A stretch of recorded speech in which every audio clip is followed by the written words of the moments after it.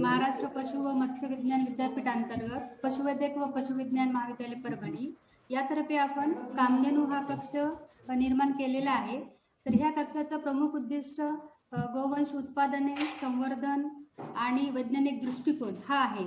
तर राष्ट्रीय कामधेनू आयोग यांच्या मार्फत घेण्यात येणाऱ्या 25 फेब्रुवारी 2021 या दिवशी जी राष्ट्रीय परीक्षा घेण्यात येणार आहे, जी 12 लँग्वेजेस मध्ये आहे, तर त्या परीक्षेची तयारी म्हणून आपण ह्या वर्कशॉपचं आयोजन केलेलं आहे। तर आता सुरुवात आपण ऍक्च्युअल आपलं जे वर्कशॉपचं तांत्रिक कार्यक्रम आहे याच्याने आपण सुरुवात करू।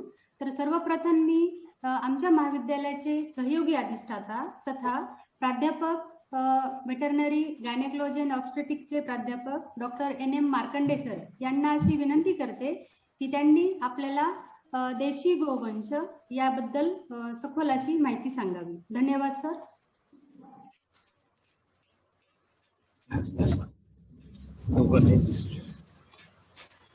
सर्व उपस्थित सहभागार्थींचं मनापासून स्वागत।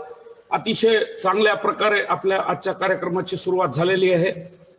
राष्ट्रीय कामधेनू आयोगाच्या मार्गदर्शक सूचनेनुसार महाराष्ट्र पशु आणि मत्स्य विज्ञान विद्यापीठ नागपूर अंतर्गत परभणीच्या पशुवैद्यक महाविद्यालयातील कामधेनू कक्षातर्फे आपण आज दिवसभर गोविज्ञानाबद्दल चर्चा करणार आहोत।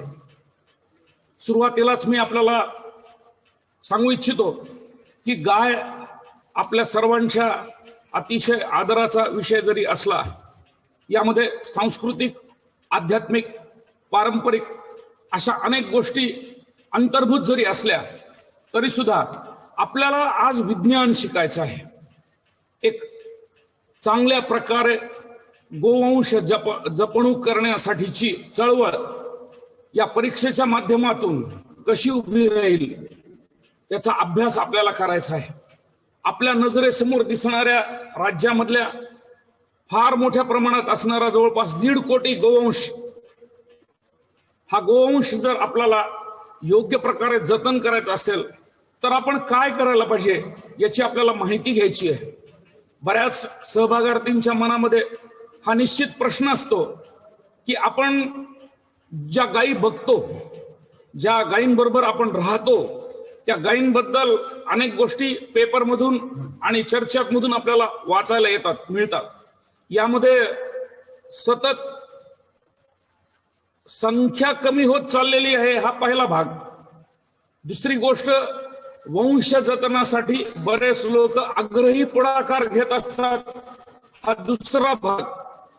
आणि आपल्या गायींच्या बाबतीमध्ये उत्पादन कमी आहे, त्यांच्याकडून मिळणारा आर्थिक फायदा कमी आहे, अशा प्रकारचा दावा जे लोक करतात, त्या सगळ्या गोष्टींची उत्तरं आपल्याला विज्ञानामध्ये नक्की मिळू शकतात। गेल्या 5-7 वर्षामध्ये आपलं विकास जसा घडतो आहे तशा प्रकारे एक विषय सातत्यानं चर्चेला जातो, जो राष्ट्रीय पातळीवरती आहे, राज्य पातळीवरती आहे, शेतकऱ्यांच्या पातळीवरती आहे, आणि तो आहे गोहत्या बद्दलचा। यामधलं विज्ञान काय आहे, याच्यामध्ये काय गोष्टी अंतर्भूत आहेत, कुठल्या गोष्टी करायला पाहिजेत, कुठल्या गोष्टी करायला नाही पाहिजेत, या सगळ्या गोष्टींचा उहापोह आज आपण केवळ विज्ञानाच्या स्वरूपामध्ये आणि ज्या गोष्टी सिद्ध झालेल्या आहेत त्या बाबतीमध्ये करणार आहोत। यामध्ये गोवंशामध्ये असणारा जो वृषभ आहे, म्हणजे जो नर गोवंश आहे, याची उपयोगिता दिवसेंदिवस कमी होत चालली, अशा प्रकारची सुद्धा आपले चर्चा ही नेहमी होत असते। पण अनुभव असा आहे की आपल्याला जर याच्यामधलं विज्ञान समजलं आणि या गोवंशामधली उपयुक्तता जर कळाली तर आपल्याला त्याचा प्रसार करता येत राहील, प्रचार करता येत राहील, आणि मग नर गोवंशाचे फायदे आपल्याला लोकांपर्यंत नेता येणं शक्य होणार आहे। तेव्हा आपल्या आजच्या सगळ्या चर्चासत्रामध्ये गायीबद्दलची वैज्ञानिक संकल्पना आपल्या सगळ्यांना कळणार आहे। यामध्ये आपण जो विषय हाताळणार आहोत तो केवळ देशी गोवंशाचा आहे, आणि देशी गोवंश, स्थानिक गोवंश, गावठी गायी, या सगळ्या गायींबद्दलचे एकूणच जे वाक्प्रचार आपण करतो त्याच्याबद्दलची माहिती घेणं हे पहिलं आपलं कर्तव्य ठरतं असं मला वाटतं। आणि म्हणून पहिली गोष्ट ज्याला आपण देशी गाय म्हणतो तर ती देशी गाय म्हणजे भारतीय गाय. या दोन गोष्टी सोप्याला अगदी सहज आहेत. आपण ज्या गायीला देशी गाय म्हणतो ती आपल्या देशामधली भारतीय वंशावळीची गाय.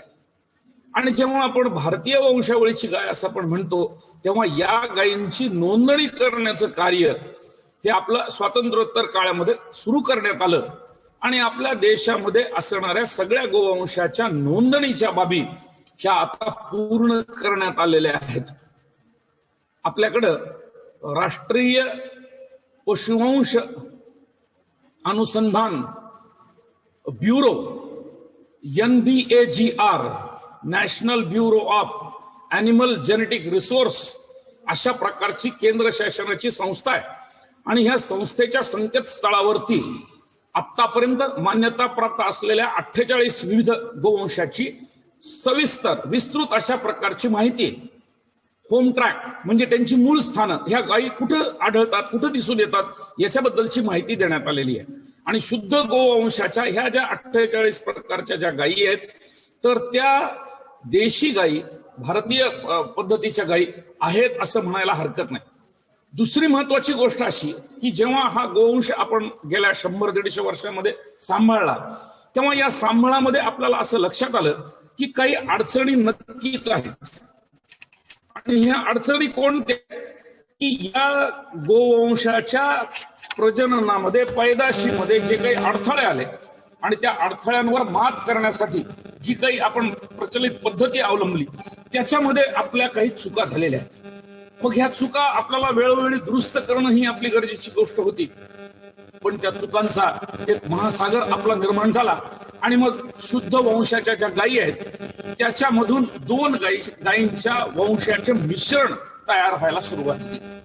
पहिल्या टप्प्यामध्ये 2 वंशाचं मिश्रण, तिसऱ्या टप्प्यामध्ये 3 वंशाचं मिश्रण, चौथ्या टप्प्यात 4 वंशाचं मिश्रण, अशा प्रकारचे विविध गुणधर्म जेव्हा या गायींच्या बाबतीमध्ये एकत्रितपणे आले तेव्हा आपल्याला असं लक्षात आलं की आपल्याला ही अशुद्धता वाढत चाललेली आहे वंशाची.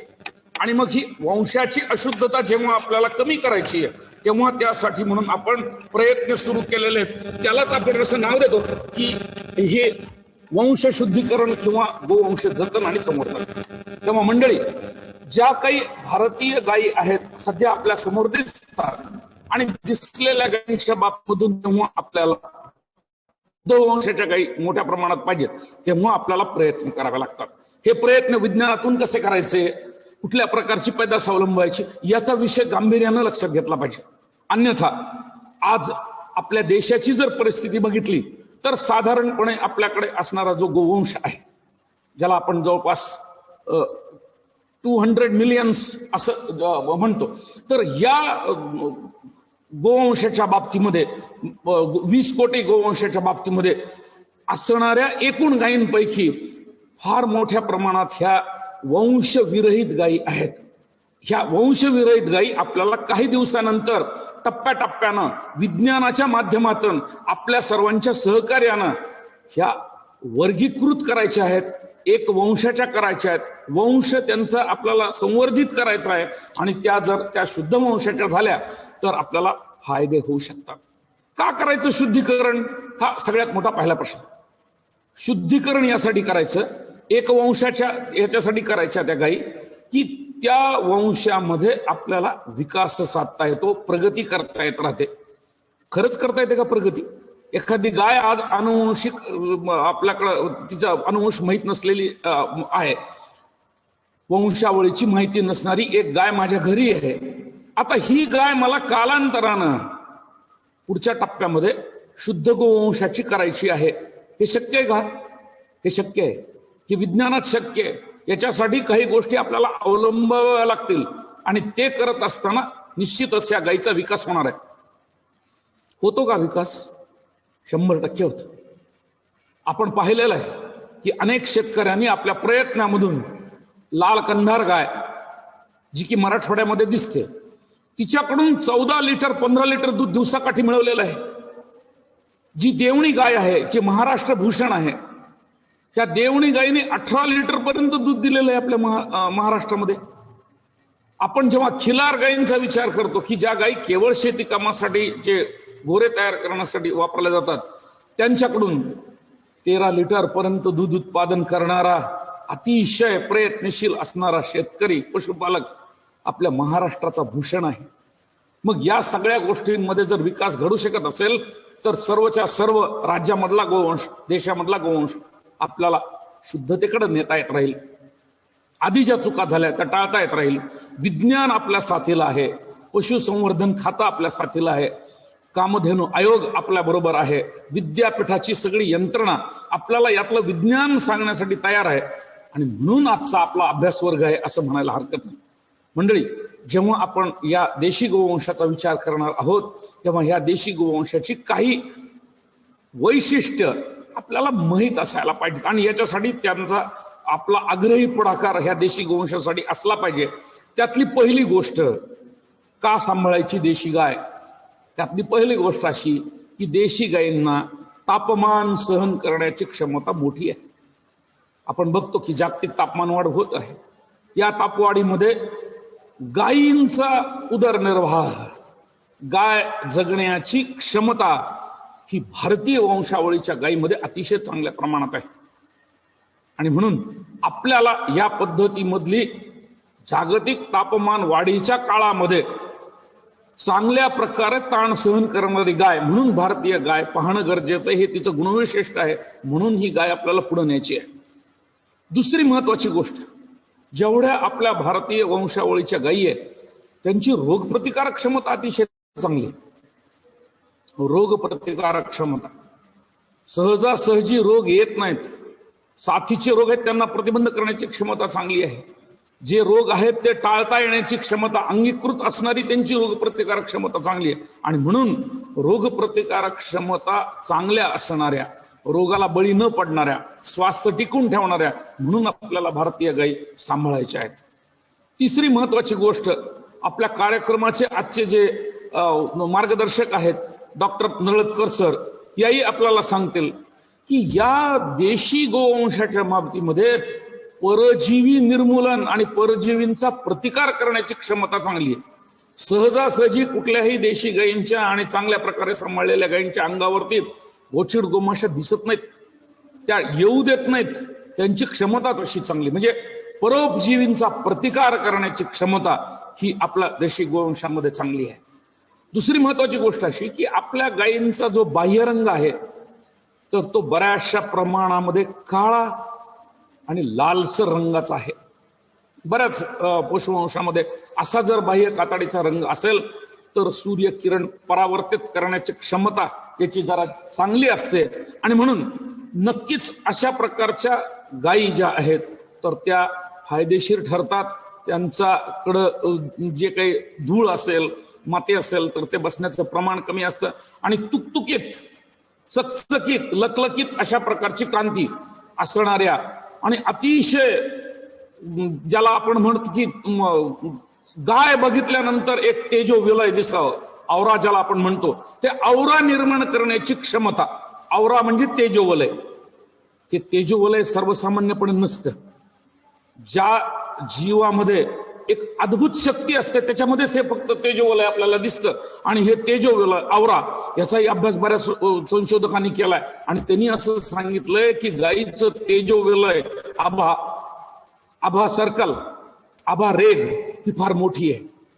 मग अशा प्रकारच्या गायीची ही जी क्षमता आहे ती आपण लक्षात घेतली पाहिजे.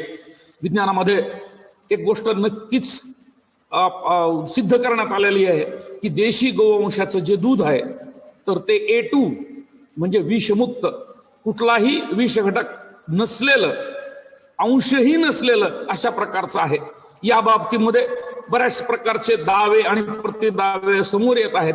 बऱ्याच जणांना A1 A2 कन्सेप्ट मान्य नाही, पण मुळामध्ये हा कन्सेप्ट आहे काय याच्याबद्दलची माहिती आपल्याला देशी गोवंशाच्या गुणसंवर्धनामधून घ्यायची आहे आणि त्याच्या प्रकारचे गुण त्या देशी गायीमध्ये आहेत. या सगळ्या गोष्टींबरोबर देशी गायींच्या बाबतीमध्ये प्रजनन क्षमता अतिशय चांगली आहे. गेल्या 35 वर्षापासून पशु प्रजनन विषयाचा अभ्यास करताना मला असं जाणवलं की आपण बऱ्याच गायींच्या बाबतीमध्ये प्रयोग करतो. प्रक्षेत्रावरचे केलेल्या प्रयोगामध्ये जास्त प्रकारचं यश प्रजननाच्या बाबतीमधलं, प्रजनन क्षमतेच्या बाबतीमधलं हे देशी गोवंशाच्या बाबतीमध्ये आहे. आणि म्हणून आपल्याला, मला सांगायला अतिशय आनंद वाटतो की आपल्या मराठवाड्यामध्ये 21 वेळेस वेत दिलेली गाय राज्याचं भूषण म्हणून आहे आणि याची माहिती आपल्याला असली पाहिजे. 5 वेत, 7 वेत, 8 वेत एवढी गाय वेत देते आयुष्यामध्ये. या प्रकारचा आपल्याकडं असणारा माहितीचा संग्रह आपल्याला विज्ञानानं मोडून काढायचा आहे आणि त्याच्यामध्ये जर आपल्याला 15 ते 17 वेत, 18 वेत अशा प्रकारचे जर गायीकडून मिळू लागले तर त्याचा आपल्याला निश्चितच फायदा होत राहणार आहे. याबरोबर आपण ज्या गायी सांभाळतो ह्या गायींच्या बाबतीमध्ये आपली नाळ ही पारंपरिकतेशी, संस्कृतीशी, अध्यात्माशी जोडलेली आहे. आणि जे आधुनिक संत आहेत ज्याच्यामध्ये राष्ट्रसंत तुकडोजी महाराजांचं नाव आपल्याला घेता येत राहील, त्यांनी ग्रामगीतेमधला एक अध्याय केवळ गोवंशावरती लिहिलेला आहे. या सगळ्या बाबतींचा जर विचार केला, विनोबा भावेजींनी आपल्याला गायींचं महत्व सांगितलेलं आहे. सगळ्या प्रकारच्या आपल्या संस्कृतीमध्ये असणाऱ्या, विचारधारेमध्ये असणाऱ्या महान योग्यांनी गायीचं जे वर्णन केलेलं आहे ते वर्णन विज्ञानात्मक आहे असं मला वाटतं. त्यातला विज्ञानाचा अंश समजून घेण्यासाठीचा आजचा आपला हा प्रयत्न आहे. मला असं वाटतं की सुरुवातीची गोष्ट आपण निश्चितच चांगल्या प्रकारे समजून घेतलेले आहे, गुणवैशिष्ट्य समजून घेतलेले आहेत. आणि याच्यानंतर याचं जे आध्यात्मिक स्थान आहे गायीचं, त्याच्याबद्दलची चर्चा माझ्याबरोबर आज डॉक्टर मोरेगावकर सर माझ्याबरोबर आहेत. चांगल्या प्रकारचा गोवंशाचा अभ्यास त्यांनी केलेला आहे. विशेष महत्वाची गोष्ट अशी की सरांनी गायीच्या बाबतीमध्ये असणारी सगळी माहिती जी की संस्कृतमध्ये आहे ती मराठीमध्ये कशी होत राहील, त्याचं कशा प्रकारे आपल्याला प्रसार करता येत राहील याचा आजपर्यंत प्रयत्न केलेला आहे. या गोष्टी त्यांनी त्यांच्याकडच्या नोंदीमध्ये लिहून ठेवलेल्या आहेत. याच प्रकारे आपल्या परभणी शहरामध्ये असणारे डॉक्टर राजेशजी चौधरी आहेत, त्यांच्याकडून विस्तृत प्रमाणामध्ये गोवंशाबद्दल जे आतापर्यंत लिहिलं गेलं शास्त्रामध्ये, वेदामध्ये, पुराणामध्ये आणि इतर आपल्या ग्रंथांमध्ये, त्या सगळ्या श्लोकांचा मराठी अनुवाद करून त्याची प्रसिद्धी त्यांनी ही मराठी वाचक माणसासाठी निर्माण केलेली आहे. तेव्हा आपल्याला विनंती आहे की डॉक्टर राजेश चौधरी यांचं जे विस्तृत अशा प्रकारचं प्रकाशन आहे त्याचाही आपण अभ्यास जर केला तर त्यामधून आपल्याला काही गोष्टी मिळतील. मंडळी, गाय हा कधीही आता 21व्या शतकात परंपरेचा भाग राहिलेला नाही. गाय IIT पर्यंत जाऊन पोहोचली आणि या IIT मध्ये गायीचा जेव्हा अभ्यास सुरू झालेला आहे तेव्हा निश्चितच आपल्याला आपल्या पद्धतीमध्ये ग्राम पातळीवरती या गायीबद्दलचा विचार प्रगल्भ करणं गरजेचं आहे. आणि हा विचार विज्ञानातून प्रगल्भ व्हावा म्हणून ही परीक्षा आहे. आणि ह्या परीक्षेसाठीचं गोमातेचं विज्ञान समजावून घेण्याची संधी आज आपल्याला लाभणार आहे. मी माझ्याबरोबर असलेले डॉक्टर मोरेगावकर सरांना विनंती करतो की गायीबद्दल जे काही आतापर्यंत प्रकाशित झालेलं साहित्य आहे त्याचे श्लोक आणि त्याचा थोडासा अर्थ आपल्याला नक्कीच त्यांच्याकडून ऐकावा आणि कळावा. आपण नेहमी म्हणतो गावो विश्वस्य मातरः. गावो म्हणजे काय, विश्वस्य म्हणजे जगाची, मातरः म्हणजे जननी. गाय ही जगाची जननी एवढं आपल्याला नेहमीसाठी ऐकलं येतं, म्हटलं जातं, समोर कुठंतरी लिहिलेलं असतं. शब्दशः अर्थ विज्ञानामध्ये आपल्याला घेता नाही येणार. पण ज्या आईला आपण आदराचं स्थान देतो तिच्या अंगी असणारी जी पवित्रता आहे ती कुठल्या कारणांमुळे आहे, तिच्याकडून मिळणारी आपल्याला माया, तिच्याकडून मिळणारं संरक्षण, तिच्याकडून मिळणारी प्रेरणा, तिच्याकडून मिळणारी ऊर्जा आणि सगळ्यात महत्वाची गोष्ट म्हणजे आपला जो विश्वास आयुष्यामधला वाढत जातो ते देण्याचं काम आपली आई आपल्याला करत असते. हे काम गायीकडून सुद्धा होत राहतं. आणि म्हणून आपल्याला या पूर्ण जगामध्ये आणि विश्वामध्ये गायीला गावो विश्वस्य मातरः असं म्हटलं जात राहतं. याचं महत्व आपण नक्कीच समजून घेण्याच्या दृष्टीनं आणि अशाच प्रकारचे जे काही संस्कृतीमध्ये आणि आपल्या एकूणच अध्यात्मामध्ये दिलेलं गायीचं ज्ञान आहे त्याचा अर्थ उकल करण्याच्या दृष्टीनं आपल्याशी डॉक्टर मोरेगावकर सर संवाद साधतील अशी मी त्यांना आता विनंती करतो. मित्रांनो, साधारणतः दुपारी 2:30 वाजता पंचगव्यावर मी बोलणार आहे. पंचगव्य, पंच आणि गव्य असं त्याचा अर्थ आहे. 5 गाईचे उपपदार्थ एकत्र करून तयार होणारं पंचगव्य. मी आपल्याला सांगतो की आपण जर परंपरेचा विचार केला, आजही भारतामध्ये प्रत्येक घरामध्ये त्यातली त्यात ग्रामीण भागामध्ये सकाळी उठल्यानंतर आपल्या घरासमोर स्वच्छतेसाठी आपण सडा टाकतो. या सड्यामध्ये गाईचे गोमूत्र आणि शेण हे मिसळलेले असते. यानंतर आपण जेव्हा प्रार्थना करतो देवाची किंवा घरामध्ये पूजा करतो, तेव्हा पूजा करत असताना पूजा साहित्यामध्ये जर विचार केला तर सर्व गाईचेच उपपदार्थ वापरले जातात. गाईचं तुपानं दिवा लावला जातो. गाईपासून तयार केलेले, गाईच्या उपपदार्थापासून तयार केलेला धूप जो लावला जातो, धूप दीप आणि आरतीमध्ये देखील गाईचं तूप वापरलं जातं. याशिवाय नैवेद्यासाठी किंवा ज्याला आपण तीर्थ म्हणतो, मी दुपारी यावर बोलणार आहे, ज्याला तीर्थ म्हणतो, मंदिरामध्ये आणि घरामध्ये देखील पूजा झाल्यानंतर आपल्याला तीर्थ दिलं जातं. हे तीर्थ दुसरं तिसरं काही नसून पंचगव्यच. या पंचगव्याचाच जर विचार केला तर हे पंचगव्य आपल्याला अनेक गोष्टीने शास्त्रीय दृष्ट्या सुद्धा बऱ्याच अभ्यासांती सिद्ध झालेले आहे की पंचगव्य हे आहारामध्ये जर घेतलं तर अनेक रोगापासून आपल्याला मुक्ती मिळते. मित्रांनो, आमच्या पशुवैद्यकीय महाविद्यालयामधून, खरं तर मी मार्कंडे सरांबरोबर हा थोडासा चर्चात्मक कार्यक्रम घेतोय. आमच्या महाविद्यालयामध्ये दर महिन्याच्या दुसऱ्या गुरुवारी एक चर्चासत्र आयोजित केलं जातं. ते गोपालनाविषयी चर्चासत्र असतं, ज्याला गोरज कट्टा म्हणतो आम्ही. तर याही कार्यक्रमात आपण सहभागी होऊ शकता. याशिवाय आदरणीय मार्कंडे सर आणि नळदकर सरांच्या मदतीने आज हा नवीन एक उपक्रम ज्याच्या अंतर्गत हा कार्यक्रम घेतोय, तो म्हणजे हा जो कॉर्नर तयार होतोय, कक्ष तयार होतो, गोरज कक्ष, यातूनही कार्यक्रम घेतले जातील.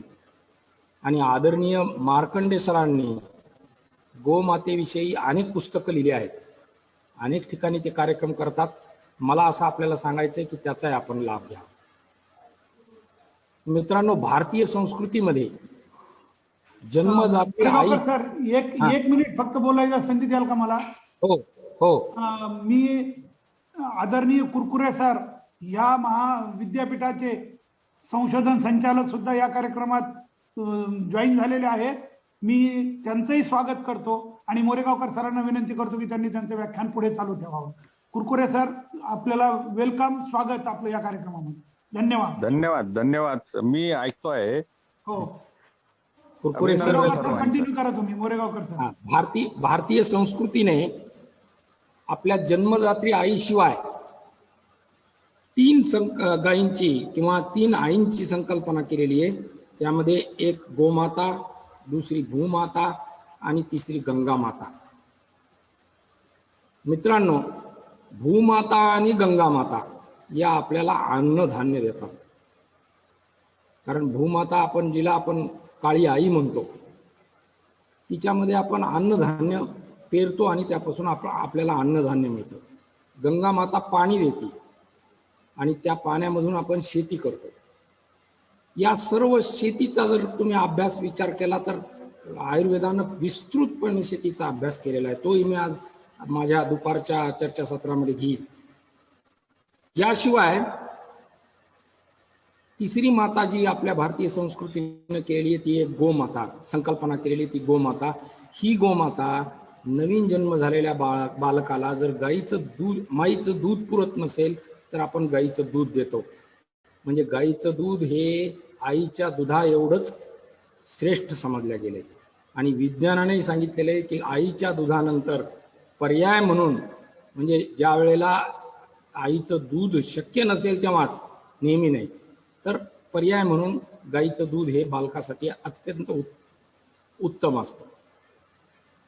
गोमे अगस्त संतु गोमे संतु पृष्ठतः गोमे हृदयम नित्यम गवामध्ये वसाहम्यम असं ऋग्वेद म्हणतो. याचा अर्थ काय आहे की मी गायीच्या समोर असावा, मी गायीच्या मध्ये असावा आणि गायी माझ्या सभोवताली असाव्यात अशी संकल्पना या ठिकाणी मांडलेली आहे. त्याशिवाय तिलम धान्यम पशुओ न गावहा, म्हणजे धान्यामध्ये सर्वात उत्कृष्ट धान्य हे तीळ समजलं जातं. आणि त्यानंतर जर चांगलं धान्य किंवा चांगलं अन्न काय असेल तर ते पृथ्वीवरील सर्वात चांगलं अन्न म्हणजे गाईचं दूध आहे असं आपली संस्कृती सांगते. मी आज दुपारी बरेचसे श्लोक तुम्हाला सांगणार आहे, त्यामुळे आता जास्त वेळ घेत नाही. पण एक आणखी गर्ग संहितामध्ये जे सांगितलेलं आहे ते तुम्हाला मी या ठिकाणी सांगतो आणि माझा वेळ संपवतो. नंद हा प्रोक्त हा स गोपाले नर्वलक्ष गवा पती हा, म्हणजे गोपाळ ज्याच्याजवळ 9 लक्ष गायी आहेत त्याला नंद म्हणतात. ही पूर्वीची आपली संस्कृती आहे. नंद काय तुम्हाला माहिती आहे. उपनंदश्च कथित 5 लक्ष गवाहापती, ज्याच्याजवळ 5 लक्ष गायी आहेत तो उपनंद म्हणून ओळखला जायचा. वृषभानु स उक्तो यो 10 लक्ष गवापती हा, ज्याच्याजवळ 10 लक्ष गायी आहेत तो वृषभानु म्हणून ओळखला जायचा. बघा 9 लक्ष, 5 लक्ष, 10 लक्ष. आणि त्याशिवाय गवाम कोटी गृहे यस्य नंदराज स एव ही, ज्याच्याजवळ 50 लक्ष गायी आहेत तो रपानुवर असा समजला जायचा. आणि कोट्यर्धम च गवा यस्य वृक्षभानु वरस्तु सहा, म्हणजे ज्याच्याजवळ 1 करोड गायी आहेत तो नंदराज समजला जायचा. आणि आपल्याला माहितीच आहे की महाभारतामध्ये नंदराज यांच्याकडं भगवान कृष्णाने वास्तव्य केलं होतं.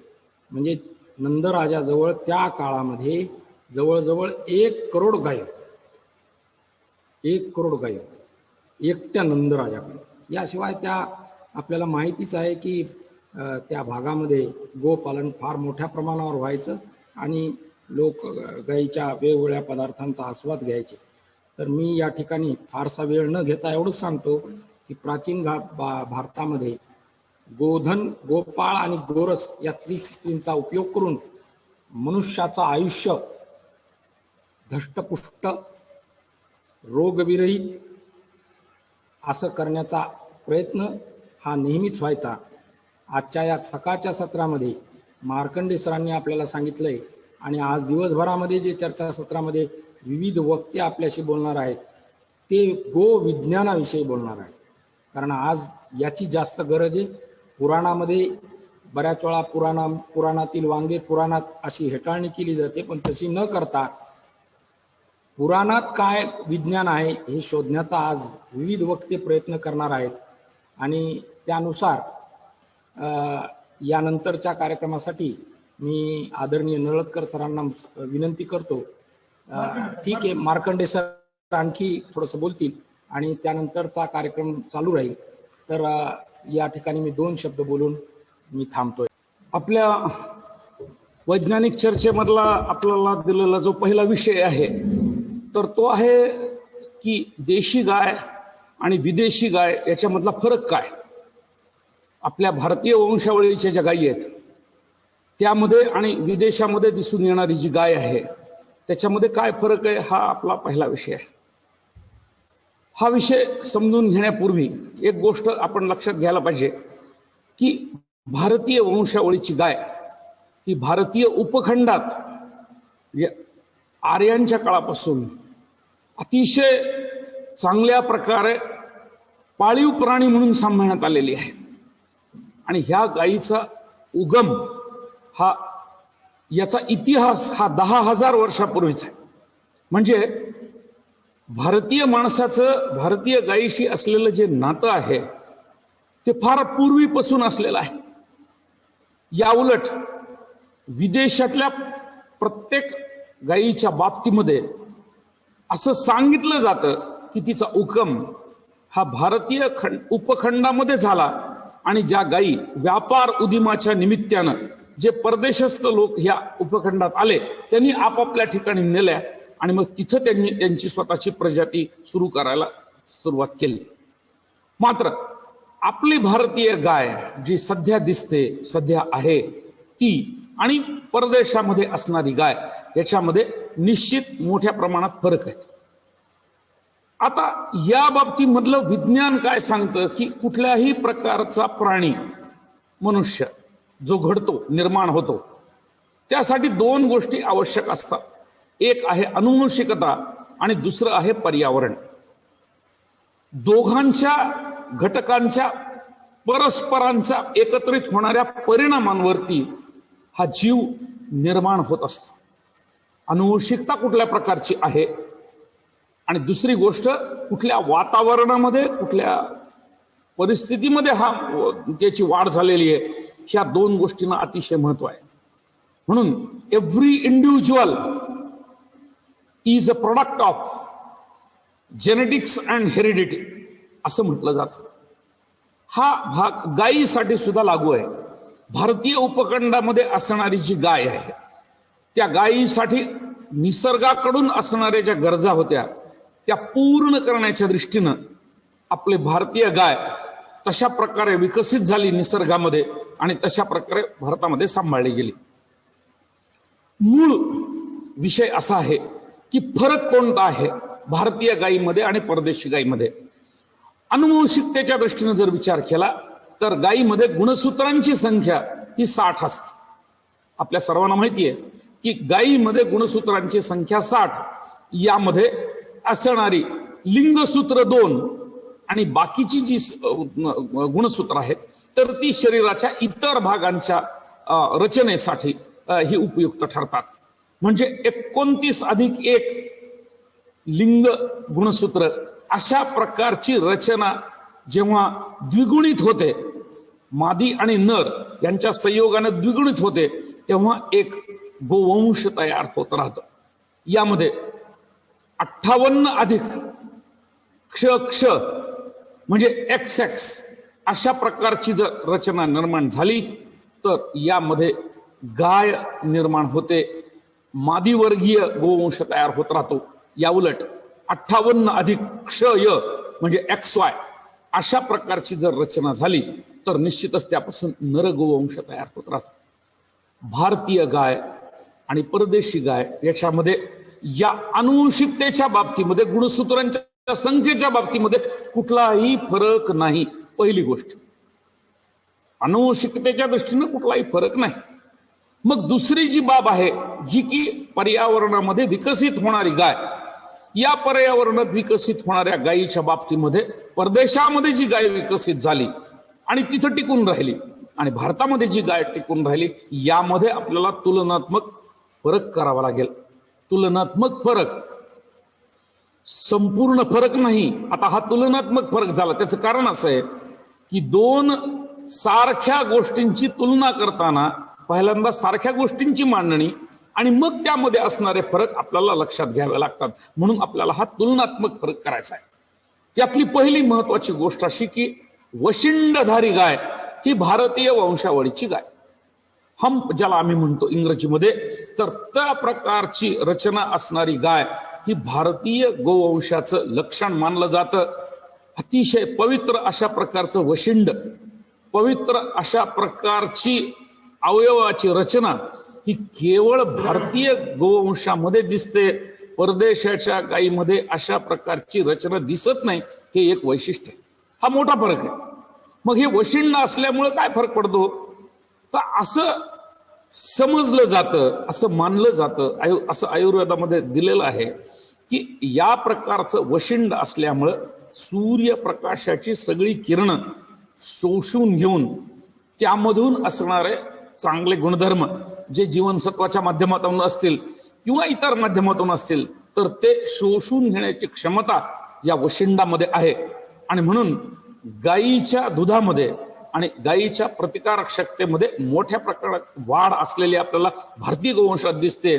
तशा प्रकारची वशिंड ही विदेशी गायीमध्ये नसल्यामुळं आपल्याला ह्या गायींमध्ये कुठल्याही प्रकारे अशा प्रकारची चांगल्या प्रकारची रोग प्रतिकारक क्षमता किंवा दुधामधल्या ज्या कमतरता आहेत तर त्या दिसून येतात. दुसरा फरक, भारतीय गोवंशाच्या गायीची पाठ ही अतिशय सौम्य वक्राकार असते.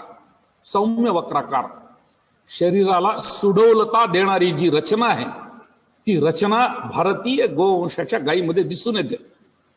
कृष्णाची गाय आणि तिचं जे रूप आहे ते पाहिल्यानंतर जे मन प्रसन्न होत राहतं, तो जो आकार वक्राकार दिलेला आहे तो वक्राकार इतर जगामधल्या कुठल्याही देशामधल्या गोवंशामध्ये दिसत नाही. हा दुसरा महत्वाचा फरक आहे. आपण जर जर्सी गाय बघितली किंवा कोल्स्टन फ्रिजियन गाय बघितली तर तिच्या पाठीची रेषा आपल्याला सरळ दिसत राहील. ही जी रचना आहे ह्या रचनेमधला बदल ही दुसरा भाग.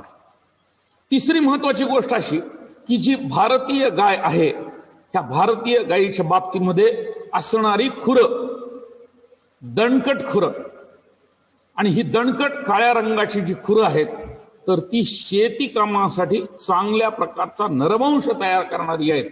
याउलट परदेशी ज्या गायी आहेत, ज्या विदेशी गायी आहेत, त्यांची जी खुरं आहेत तर त्याला आपण गाजऱ्या म्हणतो, लालसर रंगाची असतात आणि त्याच्यामधली जी क्षमता आहे तर ती अत्यंत कमी आहे. म्हणून आपल्याला गुणवैशिष्ट्य बघत असताना खुरांचा विचार करणं ही सगळ्यात महत्वाची गोष्ट. यानंतरची महत्वाची गोष्ट अशी की भारतीय गायींच्या बाबतीमध्ये असणारी पोळी, इतक्या मोठ्या प्रकारची पोळी जी समोरच्या बाजूला आपल्याला दिसते, ड्युलॅक ज्याला म्हटलं जातं, तर ते विदेशी गायीमध्ये अजिबात दिसून येत नाही. हा एक महत्वाचा फरक आहे. हा एक महत्वाचा फरक आहे की अशा प्रकारची जी रचना आहे तर ती ह्या आपल्या भारतीय गोवंशामध्ये चांगल्या प्रकारे दिसून येत राहते आणि त्याच्यामुळे समोरचा जो आकार आहे तर तो चांगला आहे. दुसरी प्रकारची अजून एक बाब म्हणजे डोळे.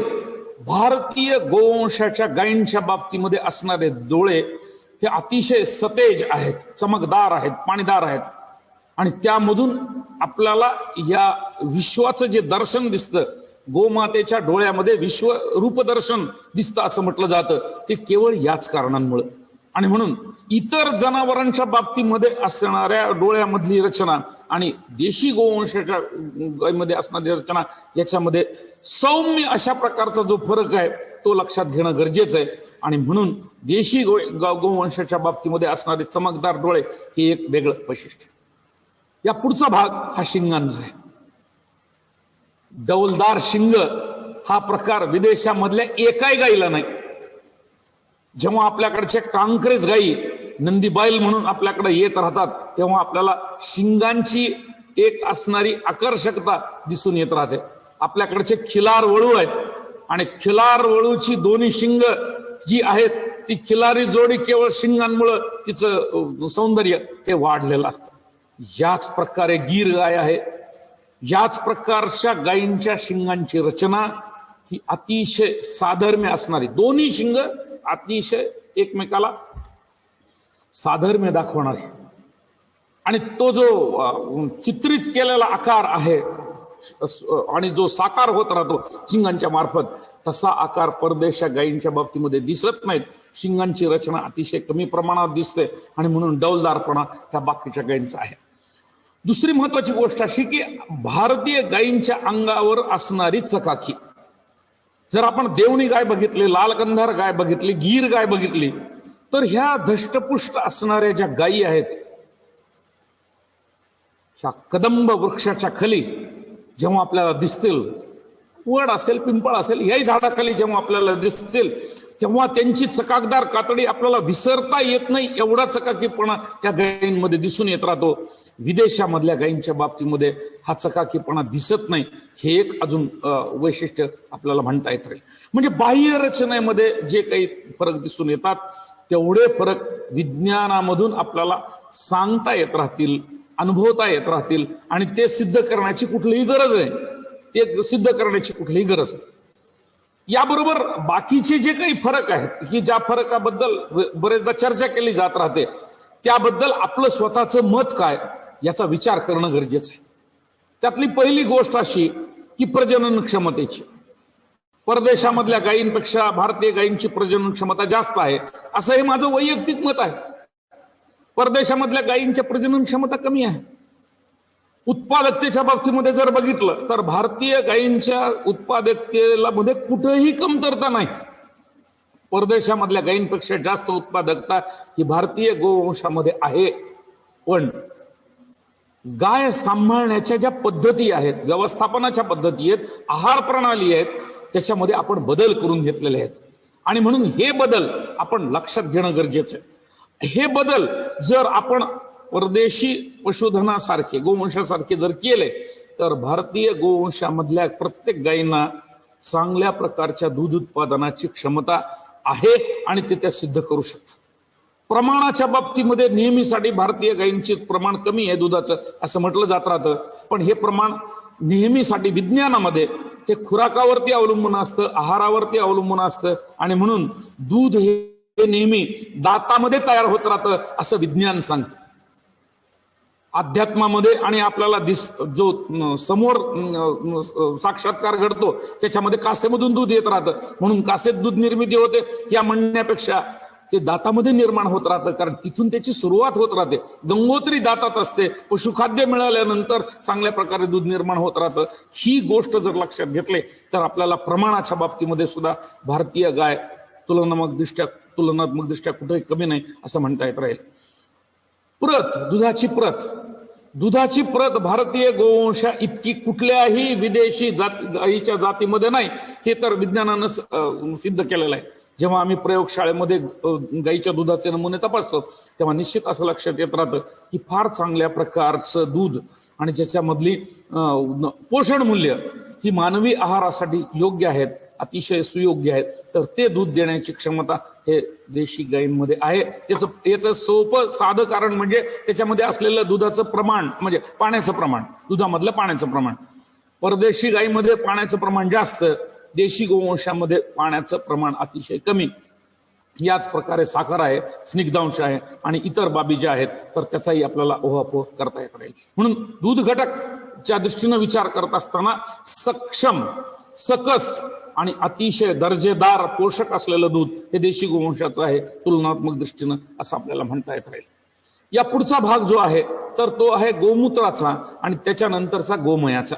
तुलनात्मक दृष्टीनं फरक करण्याच्या दृष्टीने जर विचार केला तर जे शेणखत आणि जे शेण गायीच्या पोटामधून बाहेर पडतं त्याच्यामध्ये सगळ्यात महत्वाची गोष्ट अशी की या गायींच्या बाबतीमध्ये विविध प्रकारचा चारा पचवण्याची क्षमता ही चांगली आहे.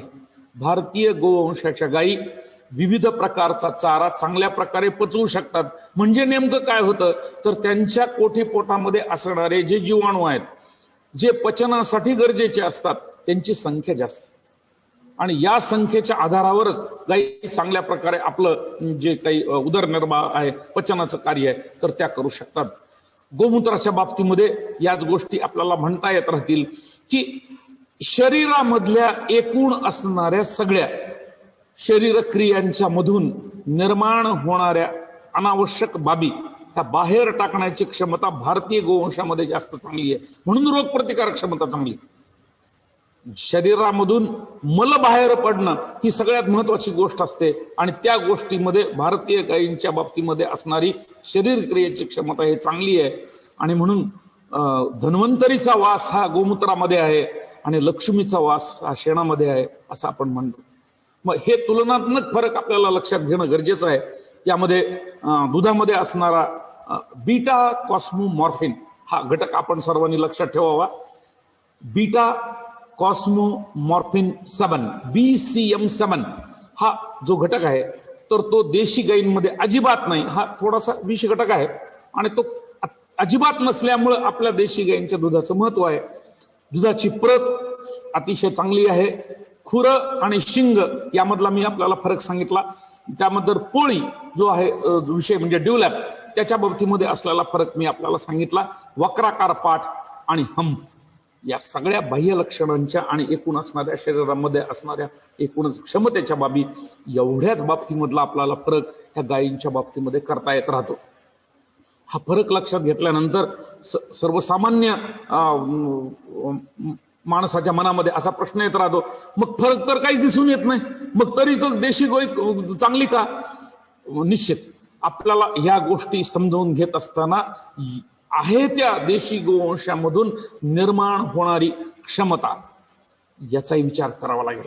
आणि ती क्षमता नेहमीसाठी विदेशी गायीच्या तुलनेमध्ये भारतीय गायीमध्ये जास्त चांगल्या प्रकारे पोषण मूल्यांच्या बाबतीमध्ये आहे, तग धरण्याच्या बाबतीमध्ये आहे, आणि तिच्याकडून आपल्याशी असलेलं जे काही संबंध आहेत त्या बाबतीमध्ये गायीचा सांभाळ करत असताना ज्या गोष्टी आपल्याला दिसून येत राहतात त्या सगळ्या गोष्टींचा विचार करता भारतीय गाय ही सरस आहे तुलनात्मक दृष्टीनं असं म्हटलं तर ते चूक ठरणार नाही. मला असं वाटतं की याबरोबर अजून काही गायींच्या बाबतीमधले फरक आपल्याला लक्षात घ्यायचे आहेत. त्यासाठी मी मोरेगावकर सरांना विनंती करतो की आपणही या बाबतीमध्ये देशी आणि विदेशी गायीमधले काही तुलनात्मक फरक आणि एक काही श्लोक जे आहेत तर त्याबद्दलचं विवेचन आपण आपल्यातर्फे करावं. याबद्दल मोरेगावकर मी काही श्लोक आपल्याला इथे उद्धृत करतो. चरक संहितेमध्ये सांगितलेलं आहे की स्वादु शीतम मृदू सिद्धम बहलम श्ललक्ष्ण पिच्छिलम गुरु मंदम प्रसन्नंच गव्यम दशगुणम पयाः. हे दुधाच्या बाबतीत सांगितलेलं आहे. याच्यात अतिशय सुंदर चरक संहितेमध्ये सांगितलेलं आहे. त्यामध्ये दुधामध्ये 10 गुण आहेत.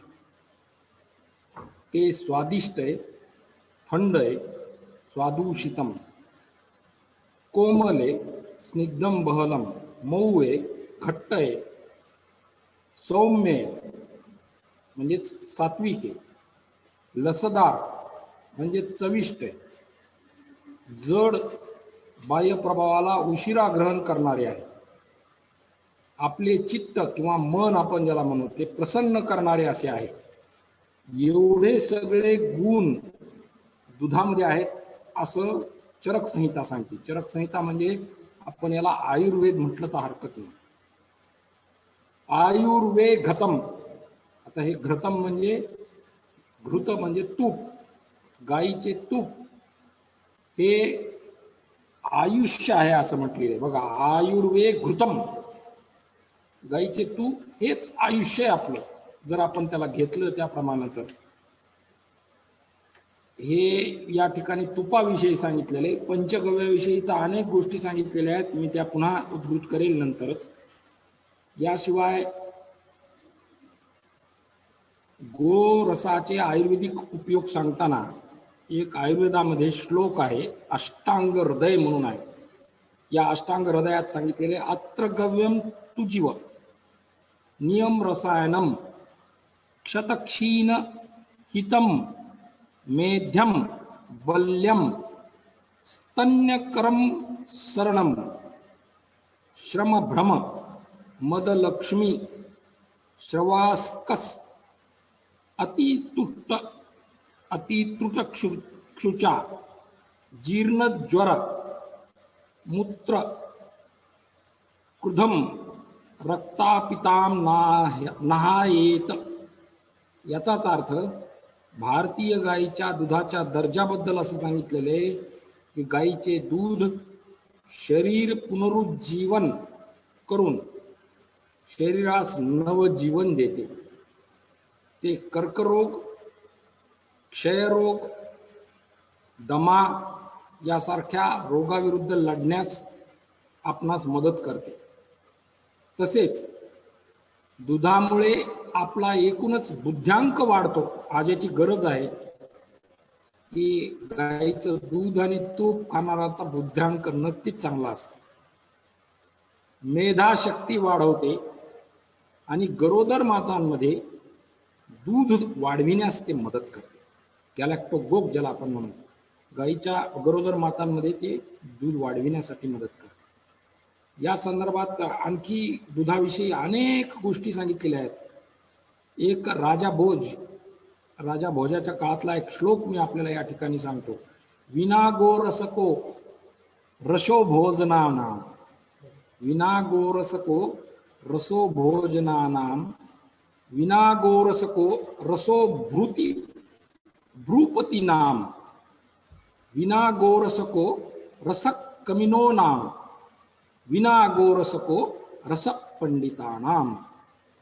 याचाच अर्थ गोरस किंवा दुग्धजन्य पदार्थांचा जर जेवणात समावेश केला तर नुसती जेवणाची गोडी विना गोरसको रसो भोजनानाम, जेवणाची गोडीच नाही वाढत तर गोरसाचा फायदा आपले बाहू मजबूत करण्यासाठी, भुजबळ वाढविण्यासाठी, आणि असं भुजबळ वाढल्यानंतर तो माणूस किंवा ती व्यक्ती भूपती होईल, राजा होईल, राजा होण्यास योग्य होईल।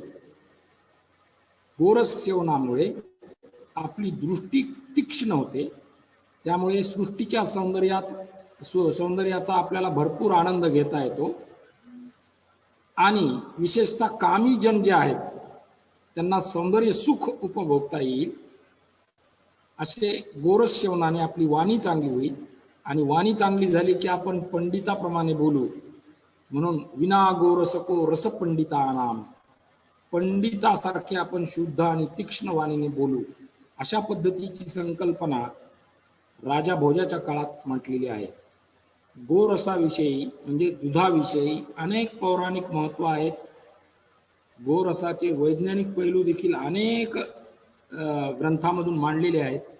मी या ठिकाणी आणखी एक आपल्याला आयुर्वेदामधील गायीच्या 10 गुणाविषयीचं वैशिष्ट्य सांगणारा चरक संहितामध्ये त्याचं सूत्रस्थान आहे 27, म्हणजे 27वी सूत्रस्थान म्हणजे ओवी म्हणता येईल त्याला। स्वानुषितम मृदू स्निग्धम रहलयी लक्षण पिच्छिलम गुरुमंदम प्रसन्नंच गव्यम दशगुणम पया तदेवंग गुणमे ओजा सामान्याद भीवर्थ येत प्रवरंजी वनीय नाक्षीर मुक्तम रसायनम। याचाच अर्थ या आयुर्वेदानं सांगितलेली 10 गुण मी सांगतो।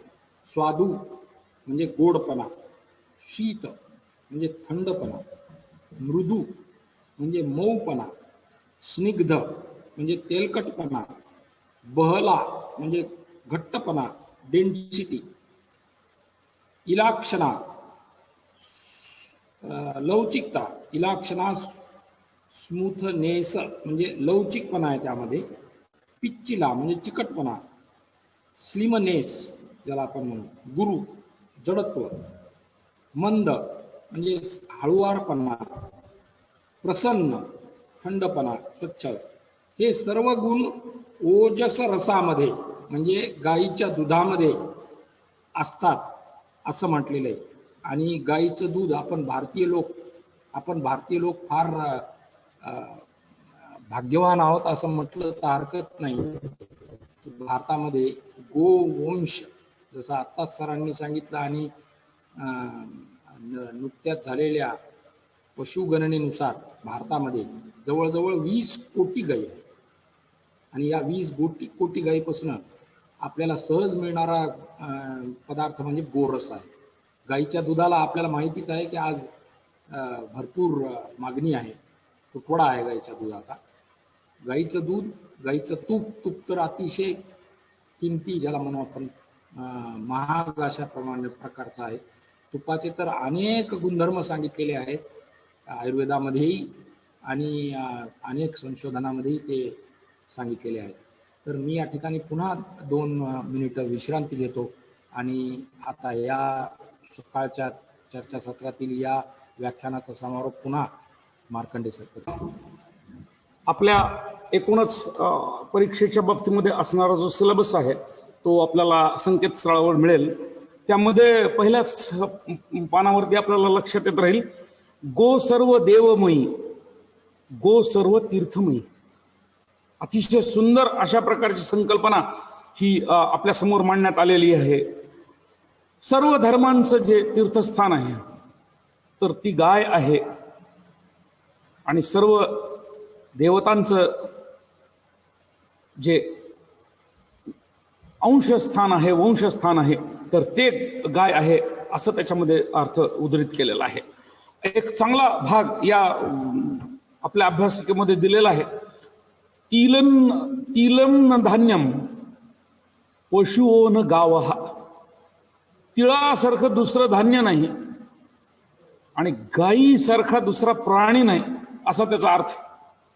म्हणजे पृथ्वी तलावरती असणाऱ्या या गायीचं अनन्यसाधारण महत्व जेव्हा आपल्याला समजून घ्यायचं, तेव्हा काही चांगल्या गोष्टी आपल्याला माहीत असल्या पाहिजेत आणि परीक्षेच्या दृष्टीने ज्याचा उपयोग होत राहील त्यामधली एक गोष्ट मी आपल्याला दाखवणार आहे. कैलासवासी देवरे साहेबांची हे पुस्तक आहे. आपल्याला कदाचित थोडंसं उलट दिसत असेल. गोमाता गाय, डॉक्टर देवरे, प्रभाकर अनंत देवरे यांचं हे पुस्तक आहे. गायीबद्दलच्या सगळ्या संकल्पना आध्यात्मिक, सांस्कृतिक, पारंपरिक याचा फार चांगला प्रकारचा अभ्यास सरांनी केला. पशुवैद्यकीय शास्त्रामधले शल्यचिकित्सक डॉक्टर देवरे सर होते आणि त्यांनी चांगल्या प्रकारच्या संकलनामधून आयुष्यभर त्यांनी एक डायरी ठेवली होती आणि त्याच्यामधून ते चांगल्या गोष्टी लिहून ठेवायचे. त्याच्यामधून हे गोमाता गाय या अशा प्रकारचं पुस्तक त्यांनी प्रकाशित केलेलं आहे. मंडळी, याच प्रकारे दुसरं जे पुस्तक आहे तर ते कामधेनू गोमाता या नावाने प्रकाशित आहे. डॉक्टर भीमराव भीमपू मद्रेवार नांदेडचे आहेत. त्यांच्या ओजस्वी लिखाणामधून कामधेनू गोमाता याबद्दल अतिशय चांगल्या प्रकारची माहिती आपल्या सर्वांपर्यंत मिळू शकते आणि त्याचा आपल्याला अभ्यास करता येत राहील. ज्या डॉक्टर चौधरी यांचा मी उल्लेख केला ते डॉक्टर राजेश चौधरी यांनी गोमाता नावाचं हे पुस्तक प्रकाशित केलेलं. याच्यामध्ये सर्व प्रकारचे श्लोक आणि त्याचा मराठीमधला अनुवाद हा देण्यात आलेला आहे. सर्व अभ्यासक विद्यार्थ्यांना माझी विनंती आहे की स्वानंद प्रकाशनाचं हे पुस्तक आपण मिळवावं आणि त्याच्यामधून आपल्याला चांगल्या प्रकारे अभ्यास करता येत राहील. या बरोबर आपल्याला ग्रामगीता आपल्या घरात असणं गरजेचं आहे. आधुनिक संत ज्याला आपण म्हणतो राष्ट्रसंत तुकडोजी महाराजांनी 15व्या अध्यायामध्ये गोवंश सुधाराचा एक अध्याय लिहिलेला आहे. हा अध्याय काय सांगतो, गायीचं महत्व कशा प्रकारे विशद करतो आणि महाराजांनी आपल्याला जीवनाचा मूलमंत्र कोणता दिलेला आहे ते जर असेल तर ग्रामगीतेमधली ही बाब आपण समजावून घ्यायला पाहिजे आणि हा 15वा अध्याय आपल्याला तोंडपाठ असणं गरजेचं आहे. राष्ट्रीय कामधेनू आयोगातर्फे आपल्यापर्यंत काही पुस्तिका प्रकाशित करण्यात आलेल्या आहेत. उमेशचंद्र पोरवाल यांच्यातर्फे ही पुस्तिका कामधेनू आयोगानं प्रकाशित केलेली आहे. त्या पुस्तिका आपल्याला महत्वाची गोष्ट अशी की ह्या संकेतस्थळावरती उपलब्ध आहेत. अतिशय छोट्या प्रमाणामध्ये असणाऱ्या ह्या पुस्तिकेचा आपण वापर करावा अशी आपल्या सर्वांना विनंती आहे. याबरोबर ज्या पुस्तकाला भारतीय कृषी अनुसंधान परिषदेनं मागच्या वर्षी पुरस्कारानं सन्मानित करण्यात आलं, यामध्ये महाराष्ट्रामधल्या अनेक विचारवंतांनी आपले चिंतनात्मक लेख देशी गोवंशाबद्दलचे लिहिले. तर ते देशी गोवंश हे सकाळ प्रकाशनाचं पुस्तक याच परीक्षेच्या माध्यमातून आपल्याला पाहता येत राहील, त्याचाही अभ्यास आपल्याला करता येत राहील. याबरोबर अनेक प्रकारची पुस्तकं गोमातेची ही विविध लोकांनी प्रकाशित केलेली आहेत. त्याचा संग्रह जर आपण आपल्याकडे ठेवला तर तो निश्चित फायदा होत राहील आणि पुढच्या भविष्यामध्ये सुद्धा आपल्याला याबद्दलची माहिती लागत असेल तर आपण पशुवैद्यकीय महाविद्यालयाशी संपर्क साधावा. ज्या गोविज्ञानाची आज आपण कार्यशाळा घेत आहोत आणि ज्या गोविज्ञानाबद्दल आपल्याला अधिक माहिती पाहिजे त्यामध्ये अनेक विचारवंतांनी मांडलेल्या विचारांची शिदोरी हिंदुस्तान प्रकाशनातर्फे एकत्रित करण्यात आली आणि गोविज्ञान नावाचं एक पुस्तक अतिशय संग्रही असावं असं प्रकारचं पुस्तक ज्याच्यामध्ये सेंद्रिय शेतीचा भाग असेल, गोशाळांचा भाग असेल किंवा गायीचं महत्व विशद करण्याची क्षमता असेल, हेही पुस्तक आपण या परीक्षेच्या निमित्तानं आपल्या संग्रही ठेवावं, वाचावं अशी मी आपल्याला विनंती करतो. आणि या सर्व प्रकारच्या प्रकाशनांची उपलब्धता पशुवैद्यक महाविद्यालयाच्या ग्रंथालयामध्ये आपल्यासाठी निश्चित असणार आहे. त्याचा जर आपण लाभ घेतला तर ही परीक्षा आपल्याला सुलभ होत राहील. आजच्या दिवसभराच्या कार्यक्रमामध्ये यापुढेही आपल्याला तांत्रिक मार्गदर्शन सुरू राहणार आहे आणि महाविद्यालयातील आमचे सर्व तज्ज्ञ प्राध्यापक मंडळी आपल्याशी दिवसभर संवाद साधतील. मी डॉक्टर नळदकर सरांना विनंती करतो की पुढील रूपरेषा जी आहे आपल्या कार्यक्रमाची, तर त्यामध्ये आपण जर सुरुवात केली तर आपल्याला या कार्यक्रमाचा लाभ हा आपल्या सर्व उपस्थित सर्व सहकार्यांना देता येत राहील. आणि लाईव्ह ट्यूबच्या माध्यमातून आतापर्यंत जे प्रतिसाद आलेला आहे, जो प्रतिसाद मिळत आहे तो अवर्णनीय आहे. आणि म्हणून सरांना विनंती, वानकर सरांना, की आपण पुढील रूपरेषा सुरू ठेवावी. धन्यवाद. धन्यवाद मार्कंडे सर आपल्या मार्गदर्शनाबद्दल. यानंतर मी डॉक्टर मीरा साखरे यांना इथे आमंत्रित करणार, जे आपल्याला या एक्झाम विषयी, म्हणजे एक्झाम काय वाचायचं आहे, कशाला वाचायचं आहे, याचं महत्व, याबद्दल आपण सर्वांचं महत्व करणार आहे.